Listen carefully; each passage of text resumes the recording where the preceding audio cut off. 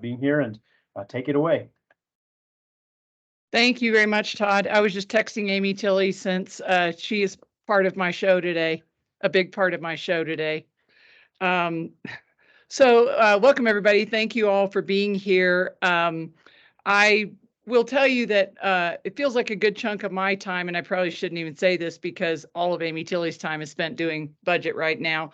But we've been spending a lot of time working on our budget, trying to figure out how we can include all the various elements that we need to include and still maintain a healthy reserve and all that good stuff going forward. So I will tell you all, and I think I've said this a few times, but the governor has actually signed the budget bill. So we will be giving a 6% compensation increase across the board as part of the governor's budget. The other thing that is there will be an insurance increase for some people who are participating in NMCA insurance.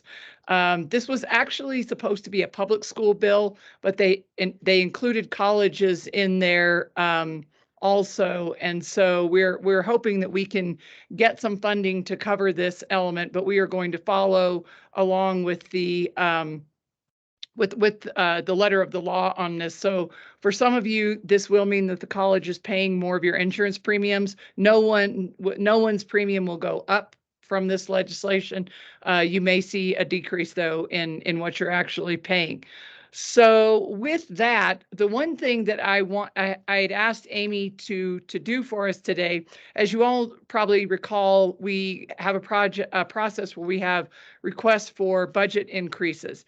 And so one of the things that we've been meeting about is looking at all those budget requests very carefully and figuring out what we can fund and everything. And so I'm happy to report that we're going to be able to fund pretty much everything. But I'd asked Amy to walk you through those and show everybody what the list is and what we're going to fund. I will tell you there are a few things that are not on this list that are going to get funded. But they're not increases to the budget. So they were things where somebody is swapping out positions or something like that. And so it's basically a net neutral thing to the budget. So we didn't actually put those on the list of budget requests. But Amy, if you're ready, I assume you have access to do this. I just now thought of that.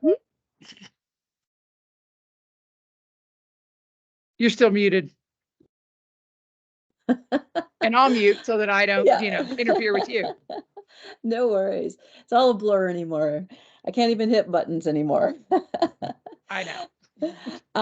But yeah, let's walk through the budget requests and give me just a second to pull that up. I think I have that all set up here. And here we go. One more second. And I think you guys can all see that. And that. I found that it helps to turn your camera off and then put your face up really close to the screen. Exactly. Just be like, I can't barely see it. I know we get so much data and we end up having to make it so, it has to fit onto the screen and everything else. Yeah, it just gets too big. So for this year, we did have a handful of requests that came in asking for additional dollars. And as Becky already mentioned, we essentially were able to address all of the requests one way or another. Some of them were reallocated over to existing dollars. And then also some of them were moved. We knew about potentially some grants that could help with that. And so they're being referred over to the grants. Or there's also some equipment budgets that we can handle some things out of, and they're being referred over to equipment budgets. The very first one we have actually came from alternative fuel and water, and that was an equipment request. And so that one is being referred over to the equipment monies on there. Then we dealt with basically trades was looking for a lab tech position, and that has been funded, and you can see that is on there. And then we are looking for an assumption, a one-year assumption of a position that was previously covered by a grant, and so the institution is going to pick that up, and that's in distributed energy. And then we also have in controlled environmental agriculture. There were two different things going on over there, and we were looking for, there was a faculty position that came up on there. And then there was also establishing permanent funding for part-time lab tech. That's always been kind of handled through a cobbling together of temporary dollars. And so that's going to be permanently funded and made into a regular position for a part-time position over there.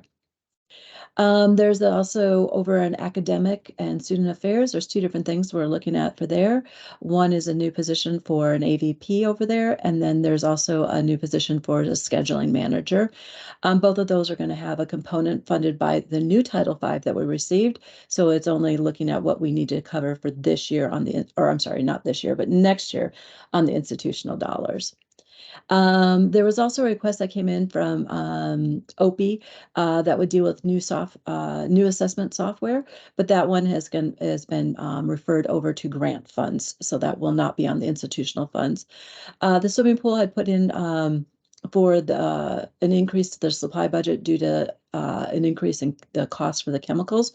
And the swimming pool's budget, this is literally just for the operation of the swimming pool. This does not include lifeguards. It's literally just the chemicals for the pool. And that was approved and put in there. Additionally, the fitness center did put in a request to increase their budget for some supplies. But they do have excess budget that they've had for the last few years, so they should be able to cover that in there on their existing dollars. And then also we believe that custodians could potentially also provide some of those increased wipes that they're always in need of over there. So we think that there's some other ways to get those dollars for them on that. EMSI was looking for a 12-month faculty position, and they do have some other funds that we've received dedicated to them from the state that will cover that position. So that one is not new dollars, but a use of existing dollars that we have for them. Then we went into massage therapy, the new program that we brought on board probably about a year and a half ago. And that program was brought on board without a supply budget at the time, just had been overlooked to request it. And so that is being established now on there. And once again, they're looking at some equipment. Those equipment dollars would be coming from an equipment fund that we have. And so they're being referred over to the equipment fund for that. Let's see here. The next one is nutrition, looking at switching an existing position from a half-time FTE into a 1 FTE, and that one we do have covered. And then two things that had come in from HR. Both of those items, they're both essentially software related on here, and both of those items are going to be referred to grants, a grant to help fund them instead. And then also looking at maybe using equipment dollars or going through the TAC process on the other one too.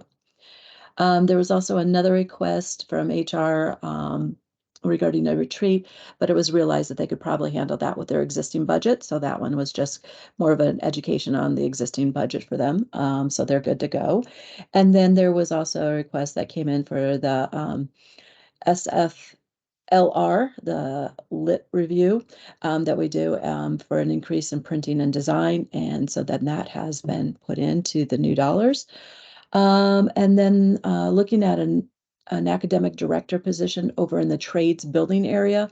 And we've got that going forward. And that is actually, it's only a partial funding because it's being funded from a change out. There used to be a faculty position, and so we're a vacant faculty position, and that's going to be basically changed out to be this academic position instead.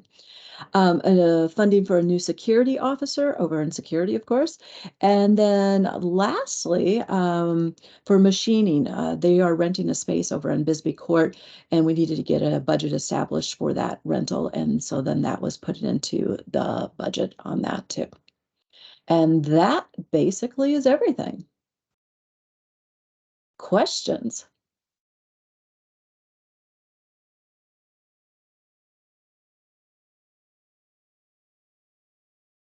Yeah, if anybody has any questions for Amy about any of these, I will say too that one of it is a really good exercise sometimes in making better use of grant money, because there are times when we have particular initiatives that we've scheduled to pay for out of grants, but somebody has a different idea or a new need, and we can make it fit within the parameters of the grant.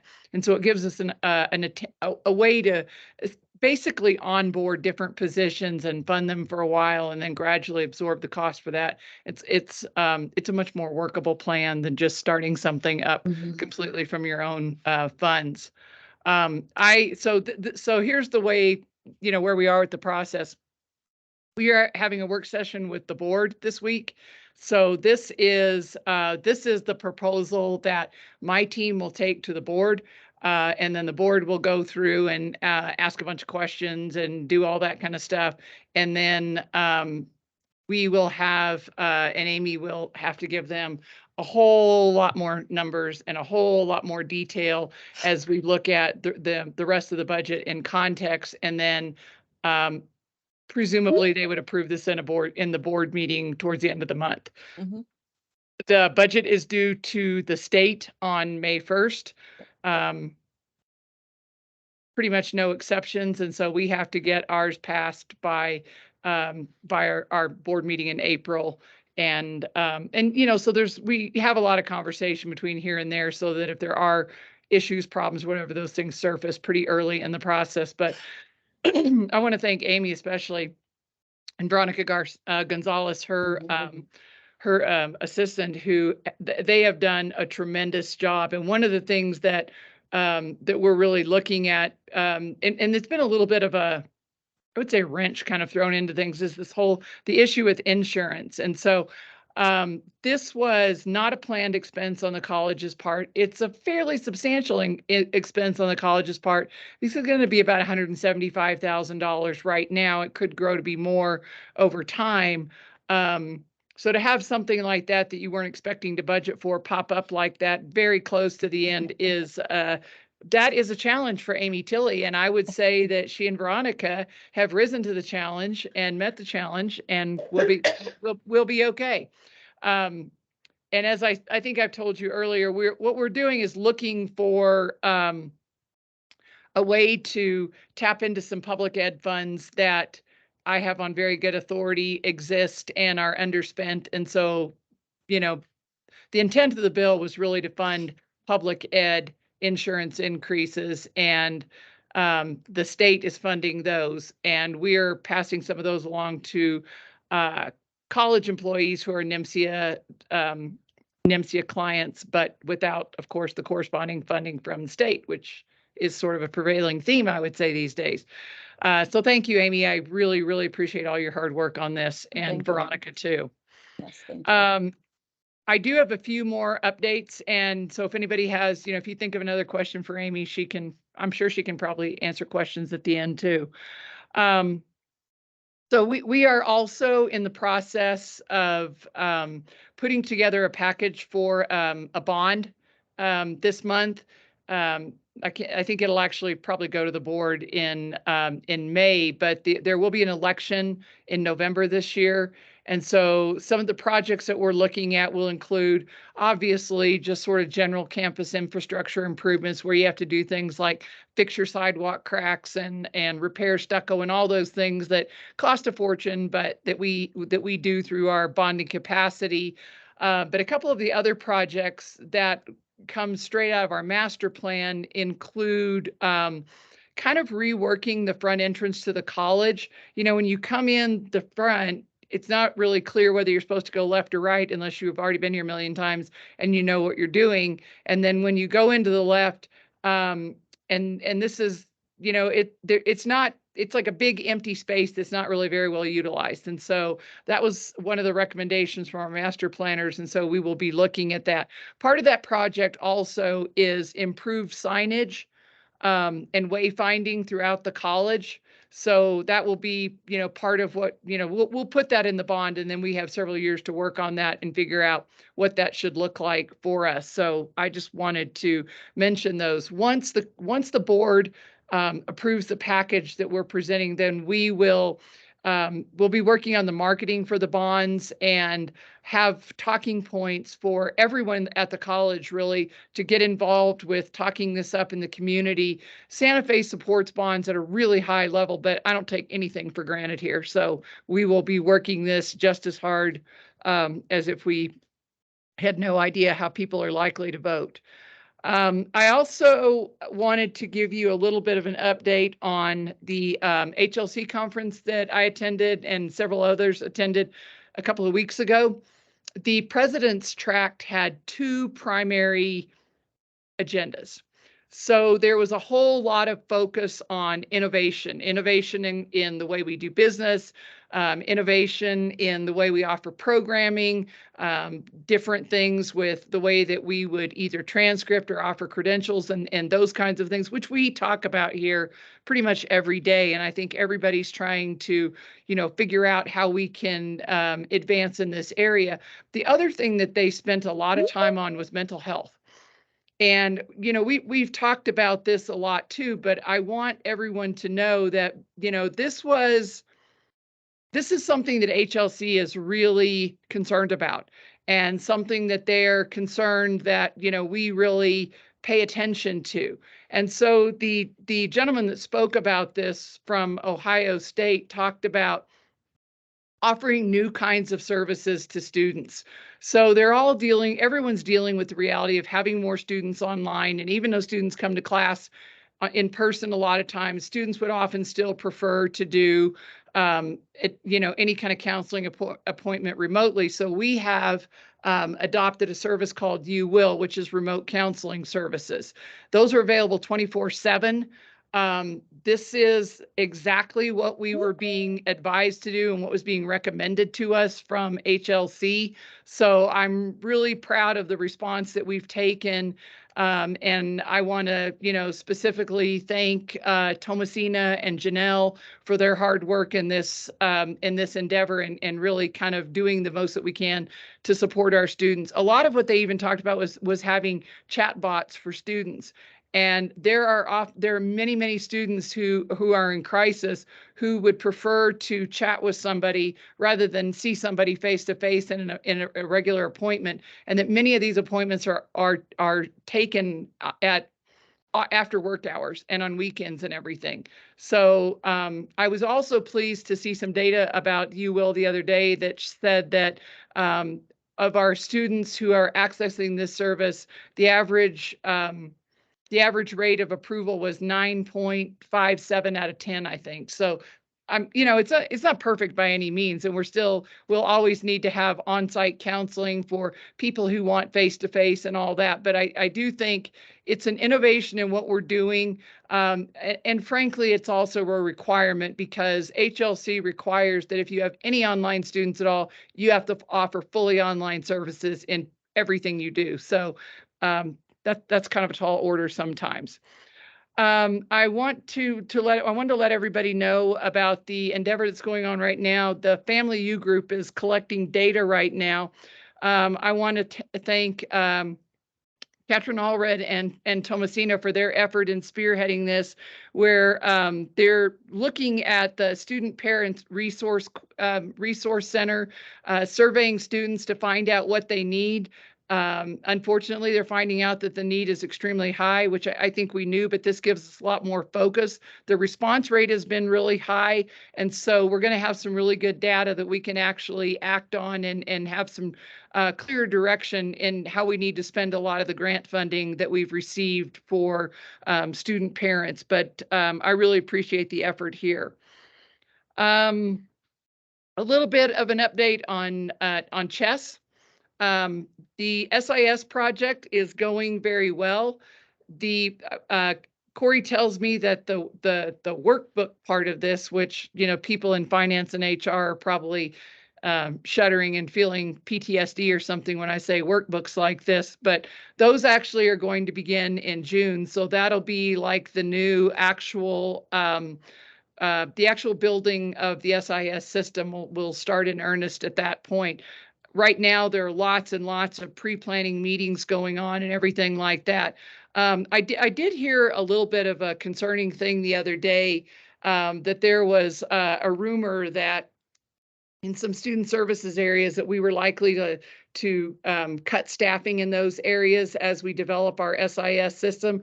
And I just want to reassure you that that is pretty much the opposite of the truth.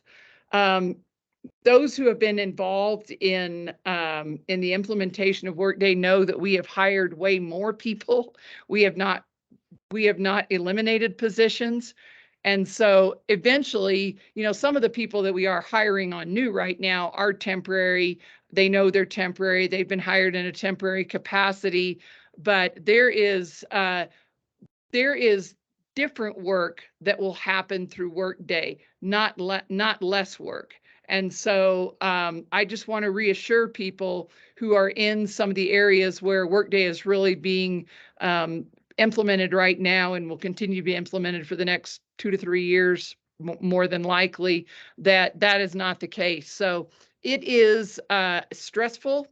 It is emotional at times. It is difficult, and I am aware of that. But in some ways, I feel sort of like a phony saying that because I don't do that.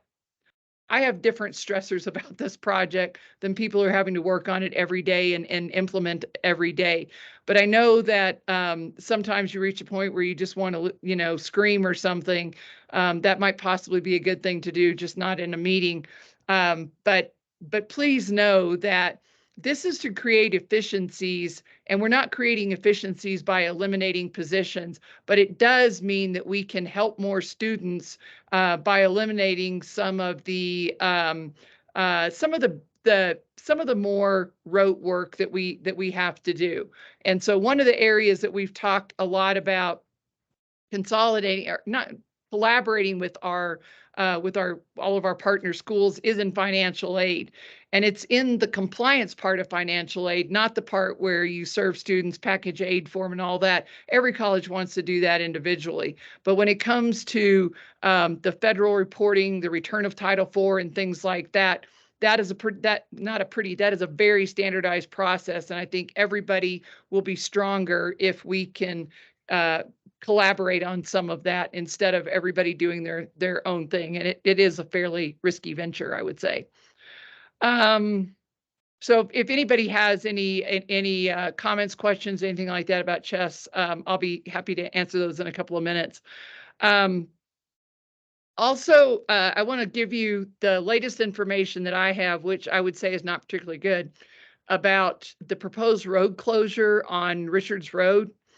So the Southeast Connector Road is finally in the works, and as part of that plan, there will be a segment of Richards Road that is likely completely closed off starting in June. What we hear is that if they completely close off the road, and they'll have a detour down either Beckner, which still seems to be closed off, so I don't really know about that plan, or Governor Miles, which will go very far out of the way, almost to Cerrillos, and then loop back up by Avenida del Sur and bring you in. It is a bad detour.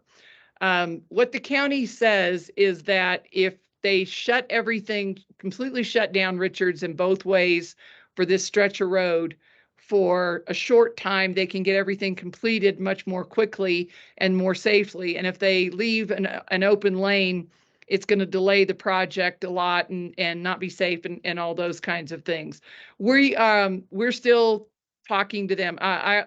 When I say that, I don't mean to convey at all, though, that we have any say in this, because we don't. It does not appear to me at all.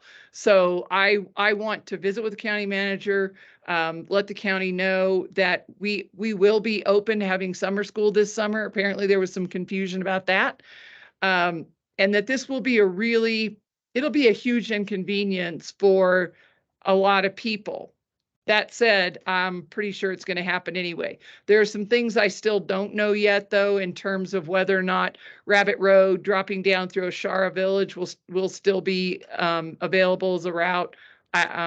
So I'll keep updating you as I find out, but know that that's going to happen, and it's likely to be highly inconvenient.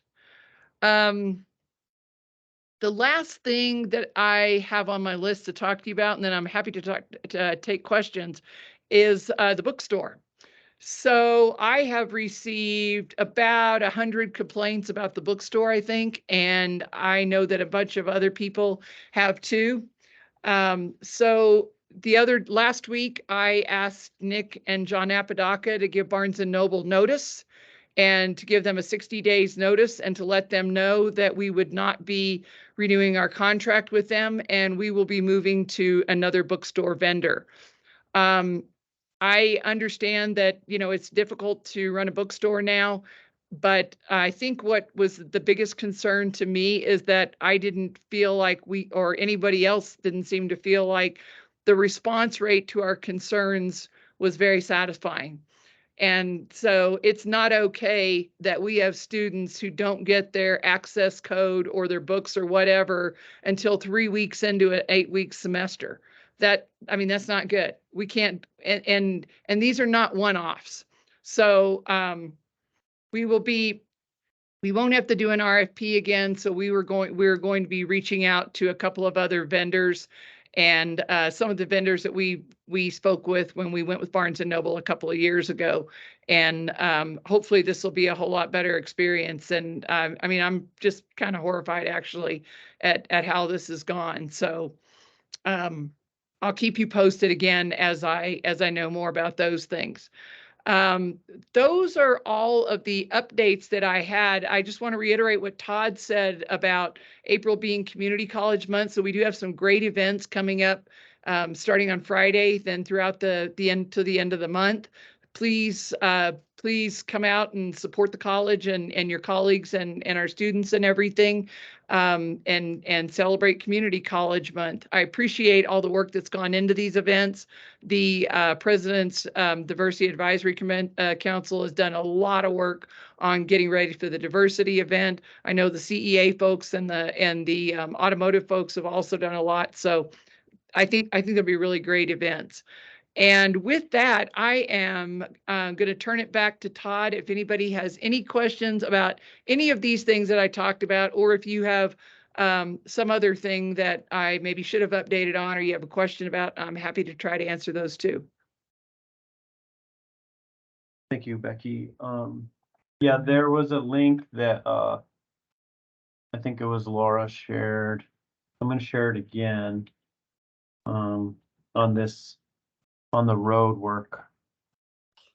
And so peruse that. I went to a town hall on that subject, and I think we'll be on standby for more information to come. But according to the schedule of this website, you all can check this out on your own under the construction schedule tab.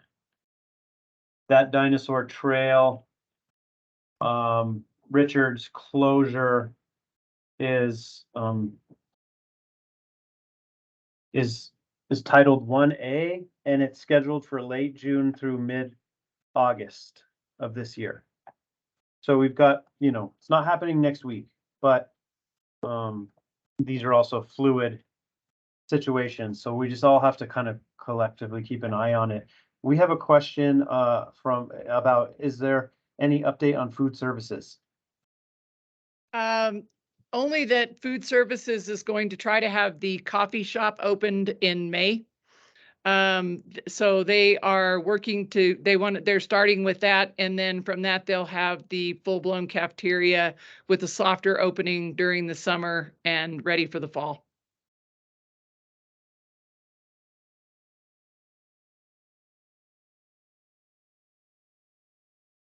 Oh, and energy got shared as well. Okay.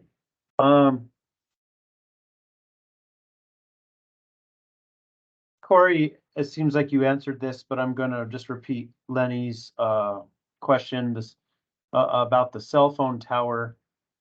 Your question is, or you're asking, are there any changes in the cell coverage on campus?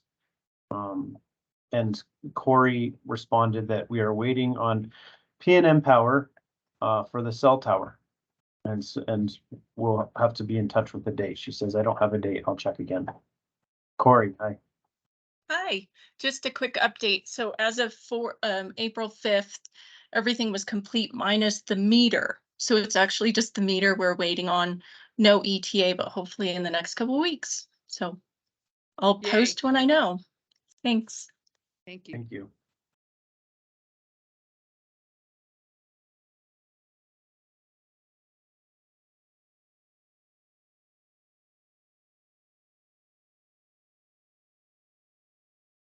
Any other? We've got a lot going on right now, a whole lot. Yeah, that's the truth.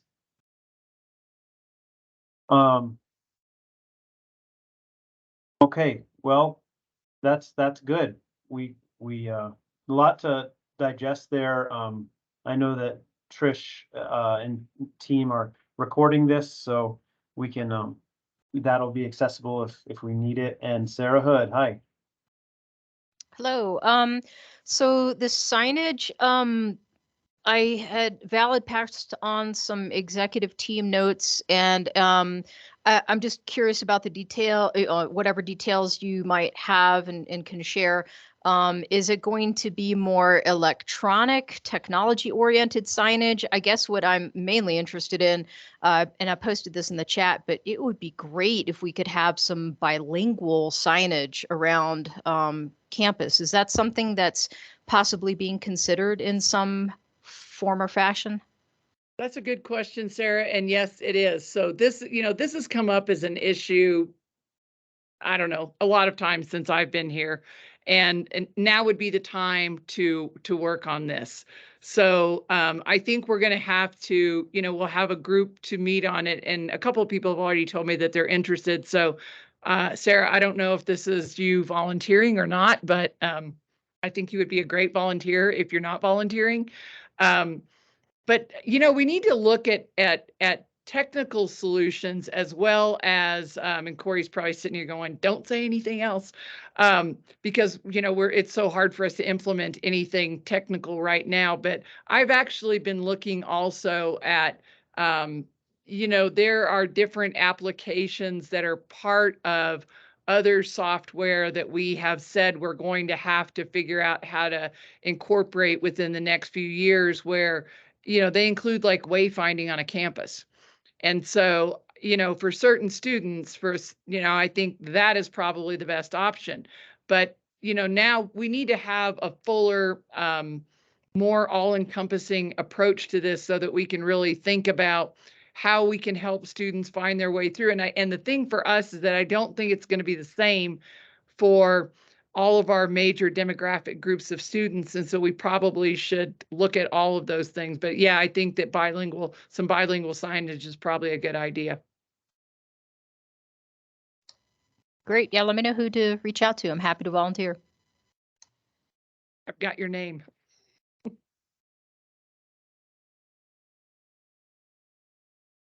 Okay, well, good meeting. Thanks for the update. And I hope everyone has a great rest of their day. Thank you all. And if you think of any other questions, feel free to shoot me an email or whatever. Happy to answer if I can. It's good to see everybody. Thank you.